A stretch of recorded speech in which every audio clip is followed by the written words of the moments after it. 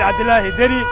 ما هو حكومة بوتلان شعبك هو موادي صوماليات هرمر إيه هكتر كعالم كصوماليا الرباع إسراع بالرباع جبلان تي بوتلان تاتشيك سوا الله بيلوض ولا لا رمبا لوباي حقيقة لوباي كوا سنوا وقاعدين كوا نوا ما تشرتين وقبل الله waxaan u arkaa dad u shaqeeya ajnabi oo aan Soomaaliba danaheeda ka shaqeeyna danaha dawladaha Soomaaliya daneeyay ka shaqeeyaan ma doonayna gacan shisheeyo oo dalkeena ku dhex jirto Puntland imaaraad inay ku xiran tahan ka warqabna kuwaana inay xagga ku xiran yihiin baan ka warqabna hadba dhinac baa looga yeertaa iyadoo la filayay inay qabsoonto doorashada xubnaha labada aqal isla markaana heshiis ku aadan hanaanka doorashada ay ku kala saxiixdeen Muqdisho maamul goboleedyada dalka gobolka Banaadir iyo dawladda federaalka Soomaaliya ayaa dhowr jeer waxaa jiray dib u dhac iyo in maamulada Jubbaland iyo Puntland ay ka biyo diideen geedi socodka doorashooyinka Soomaalida haddaba si aan u ogaano aragtida shacabka Muqdisho ayaan mikrofoonka Som News la dhex qaadnay qaar ka mid ah shacabka Soomaaliyeed ee ku nool Muqdisho waxaan ka soo jeedaa gobolka Bari ee caasimadda Boosaaso Puntland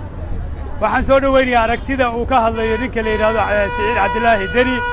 ma uu xukumo Puntland shacabku waa muwaadin Soomaaliyeed horumar iyo higtarka caalamka Soomaaliya la rabaa israac baa la rabaa mawduuc Soomaaliyeed oo midaysan baa la rabaa hal shakhsi uma qoqobnaanayso Soomaaliya waa midow Soomaaliya waxa dhalinyarada dan u ah bulshada dan u ah horumarka dan u ah caalamka dan u ah israac iyo midowga Soomaaliya waa Deni wuxuu ka maaran la yahay dadkiisa ayuu gaajo u dilay dekada wixii boqolkiiba 5 kaash hal la geeyo $95 hal la geeyo ha ka taliya midnimada dalkiisa Axmed Madoobe markaan ka hadlo Axmed Madoobe wuxuu daba joogaa Kiya dadku waa fasaxaya waa midow Soomaaliya hargeysa waxa laga dooranaya golii shacabkeeda Muqdisho ku dhayahay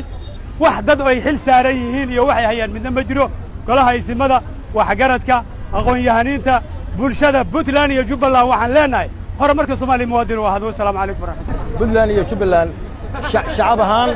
waa dad Soomaaliyeed waa dad Soomaali jecel waa dad jecel inay ka qayb qaataan horumarka Soomaaliya dawladiskeeda laakiin waxa ku dhagan niman waxa weeye dan leh oo aan danta Soomaaliya rabin oo niman soo qufusheen anigu waxaan ka soo jeedaa labada meel baa soo jeedaa sheegaysaa waxaan leeyahay dadku waxay leeyihiin dhaqan ka xoog badan madaxweyne kasta Puntland baa leh Jubbaland baa leh in dawladdu si degdeg loo tashato iyo shacabku oo hadday aqbali waayaan 4 saac gudaheed shacabku ismadu ay soo gudbiyaan guddigii iyo xildhibaanadii yaan u aaminsan shacabka Soomaaliyeed waa xor laakiin aan baa qufulan baa inay qufulaan wax dhici karana ma ahan waxaan u arkaa dad u shaqeeya ajnabi oo aan Soomaaliba danaheeda ka shaqeeyna danaha dawladaha Soomaaliya daneeyay ka shaqeeyaan dantaas oo ah in Soomaaliya daciif ahaato oo la iska fakto oo ay baabacsanaato dalkeeda oo hawadiisuna fiican tahay khayraadkiisuna badan yahay ee dadkeeduna halmaansan yahayna ay ka danaystaan dawladaha raba yay u shaqeeyaan nimanka fiirahdi nin meelu ka cadahay meelu ka madow kuwa dardaaran male inna lalaalatun weeye kuwa jidka ka lumay weeye waxa weeye labadooduna isku mid maaha Axmed Madoobe wuxuu la joogaaba ma jiro ee idaacadaha buunbuuniya iyo dadka Soomaaliya mucaaradka ku Axmed Madoobe 6 degmo weeye Jubbaland 16 degmo 2 degmo buu asagu joogaa waa Afmadow iyo Kismaayo saddex waxaa joog waana garabka Kenya asagu iyo Imaaraad garabka Soomaaliya waxay haystaan 14 kale 2 degmo baa garabka ajnabiga u shaqeeya oo Kenya raacsan iyo xukuma doorashada way qabanayaan salaadiintii iyo dadkii maaragtay awlal amriga ahaa oo doorashadu ha qabteen oo qabiilooyinka wakiilka ka ah kulligood Muqdisho jooga ama gaday jooga hal qof oo Kismaayo jooga ma jiro qof uu dilay iyo qof cararay iyo qof uu tilxiilay way kulligood doorashada waxay rabaan inay ku qabsadaan gido intaas oo dhan marka ninkaasu waxa uu ka baaqday inuu doorasho qabtaba maaha in la weydiiyana maaha ayga waxa la yiraahdaa hada warsama jaamac waxana ninka roqoyo baan ahay heesba waxay ahayd cudurka ka gala fartaha hadii laga gubo dameer dawada lama gaadhay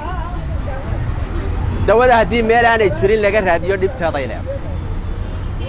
waa garataan u malanaya Jubbaland iyo Puntland aad sheegaysaa waa laba beelood oo walaala la run baa loo baahay xaqiiqada loo baahay kuwaasina waa ogaadeen kuwanina waa ma jeerteen waa kabla lax wax kala ku jira meesha dadkii dhulkan iska lahaa Jubbaland la yiraahdo waa dulmay sida dadka waalka ka tarbiyada loogu dul socdo nin ka soo duulay bahalkii meesha la dhagax buur ka soo duulay baa haysta Kismaayo oo aan shaqo ku lahayn oo 1942 iibsaday dhulka intiisii xabashi ka iibsaday oo yiri gaali ma dhaamay oo ka galbeed ayaa ku indha cadeynaya Kismaayo shaqo kuma laha Axmed Madow Kismaayo shaqo kuma laha dulmi buu ku joog waxaan u arkaa diidmada ay diidan yihiin mid dal shisheeye dad shisheeye ay ka dambeeyaan oo ayaga ayna ahayn ee gacan saddexaad iyo gacan labaad ay ayagu laga dhigtay baan u arkaa dalkeennana wuxuu u baahan yahay samata bixin in la samata bixiyo dad midaysan iyo dal baanu nahay in dalkeena la samata bixiyaanan u baahana ma doonayna gacan shisheeye oo dalkeena ku dhex jirto Puntland imaaraad inay ku xiran tahan ka warqabna kuwaana inay xagga ku xiran yihiin baan ka warqabna hadba dhinac baa looga yeertaa kolkii xagga looga yeerana waa diidaan markii xagga looga yeerana way aadaan waxaan codsanaynaa dadka Soomaaliyeed iyo dalka Soomaaliyeed nin dal kale ku xiran inaanan loo joojinin laga gudbo cidii la kari waayo dadka raac la dhih oo raaci weydana dawladda ay wax ka qabato Puntland iyo Jubbaland kaliya ma dad badan oo danahooda u soo shaqatay oo dal iyo diin aan u shaqaynayn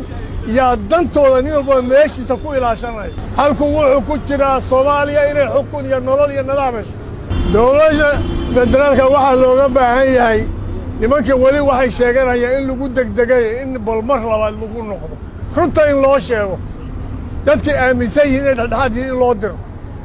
dagaal degdega marno laakiin waxaan aaminsanahay hadday diidaan tilaabadii ku habboon in laga qaado Puntland iyo Jubbaland doorashada diideen waxaa u arkaa utara inay ku qaldan yihiin arrinkaana wax ka dambeeya waxaa waaye Axmed Madow oo horta markii hore uu cadeystay sidoo shirka heritage oo garow markuu ka hadlayay wuxuu dhahay safaaradda Soomaaliya dhexdeeda safaaradda iyo dhex furan oo Kenya kala xaajoodo qaladna waxa ay utara in maamul goboleed oo wadan la xaajoodo waa qalad iyadoo dawladda dhex ay joogto tan labaad Axmed Madow Kenya asigoo u danaynayo oo wadan wuxuu fahmay inuu skiligiis haduu meel istaago oo raacin oo lagu raacin go'aanka soo saar sidaas darteed Puntland oo dagaal soo saartay Puntland iyo Jubbaland waxay dhawr ku sii wataan musharaxiinta mucaaradka waxaan aaminsanahay inay boqolkiiba ku qaldiin anaga dhalinyarada ummadda Soomaaliyeed Anisa Abdu Hussein Sam News TV Muqdisho BC shirkadda Telesom waxay macaamiisheeda dalka dibaddiisa joogta ugu bushaaraynaysaa in iyagoo gurigooda jooga lacag u diri karaan eheladooda iyo asxaabtooda abka BC waxaad si fudud lacag ugu diri kartaa adigoo gurigaaga jooga loo diruhuna wuxuu ku helayaa saad ama accountkiisa Daarasalaam Bank haddaba si aad u isticmaasho abka BC waxaad kala soo degi kartaa moobilkaaga BC si fudud lacag ugu dir adigoo gurigaaga jooga BC